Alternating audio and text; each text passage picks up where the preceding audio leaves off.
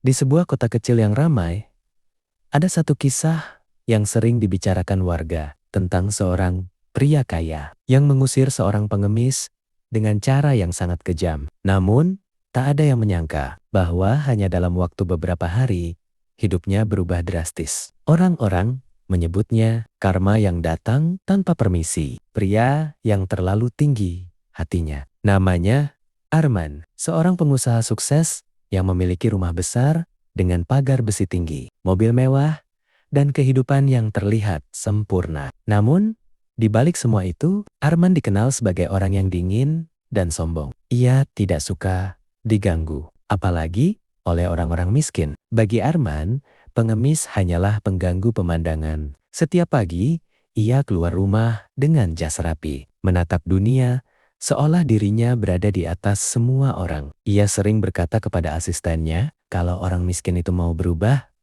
mereka pasti sudah berubah. Jangan kasih mereka kesempatan malas. Kalimat itu menjadi cerminan hatinya. Kedatangan yang tidak diinginkan, suatu siang yang panas, seorang pengemis tua datang ke depan rumah Arman. Pakaiannya lusuh, langkahnya pelan, wajahnya penuh lelah. Ia mengetuk pagar pelan. Permisi, Pak, minta sedikit makanan. Saat itu, Arman sedang berada di halaman depan. Ia menoleh dengan wajah kesal. Apalagi ini, gumamnya. Pengemis itu kembali berkata, saya belum makan dari kemarin, Pak. Arman berjalan mendekat. Tatapannya tajam. Pergi dari sini. Ini bukan tempat minta-minta. Pengemis itu tidak langsung pergi. Ia hanya menunduk, seolah masih berharap. Pak, sedikit saja air atau nasi. Kesabaran Arman habis. Pengusiran yang kejam. Tanpa pikir panjang, Arman mengambil selang air di halaman dan menyemprot pengemis itu dengan air deras. Pergi, jangan datang lagi ke sini, bentaknya. Pengemis itu tersentak. Tubuhnya gemetar, basah kuyup, namun ia tidak melawan. Ia hanya berkata pelan, semoga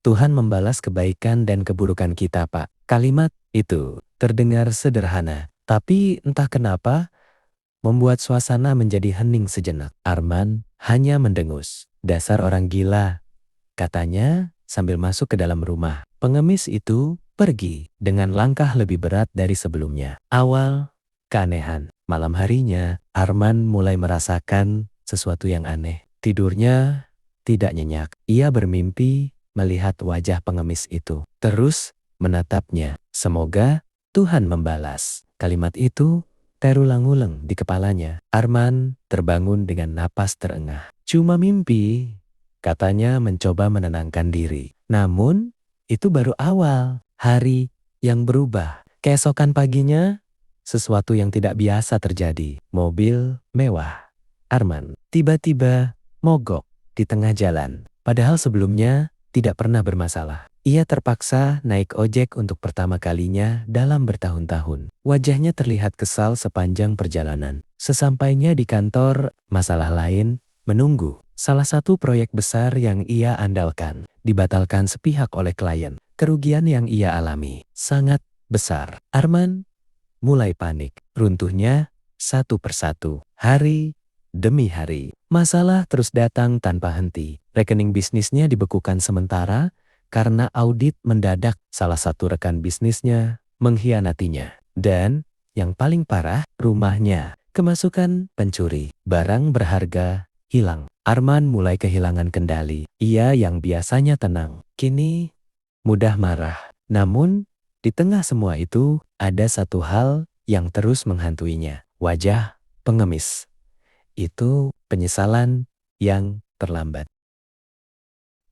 Suatu malam, Arman duduk sendirian di ruang tamu. Rumah besar itu terasa kosong. Ia teringat kembali kejadian beberapa hari lalu tentang pengemis yang ia usir dengan cara yang sangat tidak manusiawi. Untuk pertama kalinya, ia merasa bersalah. Apakah ini akibat dari itu? Gumamnya. Namun, egonya masih mencoba melawan. Tidak, ini cuma kebetulan. Tapi, hatinya tahu. Ini lebih dari sekadar kebetulan. Pencarian yang mengubah segalanya. Keesokan harinya, Arman memutuskan mencari pengemis itu. Ia berkeliling kota, dari satu sudut ke sudut lain, menanyakan kepada orang-orang, "Pernah lihat pengemis tua, kurus, baju lusuh?" Beberapa orang mengangguk, namun tidak tahu di mana sekarang. Hingga akhirnya seorang tukang warung berkata, "Oh, yang itu? Kayaknya kemarin sakit, Pak," katanya.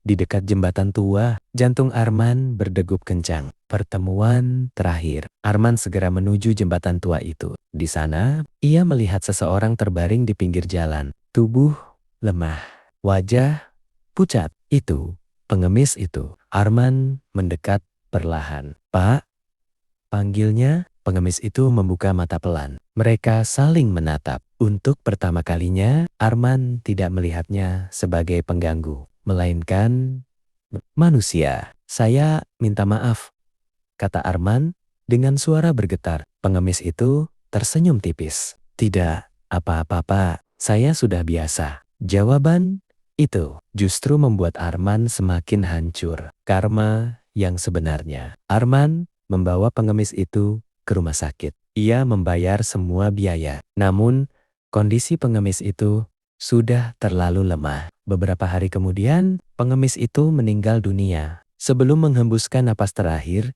ia berkata, "Terima kasih, sudah kembali." Kalimat itu sederhana, namun menghancurkan hati Arman.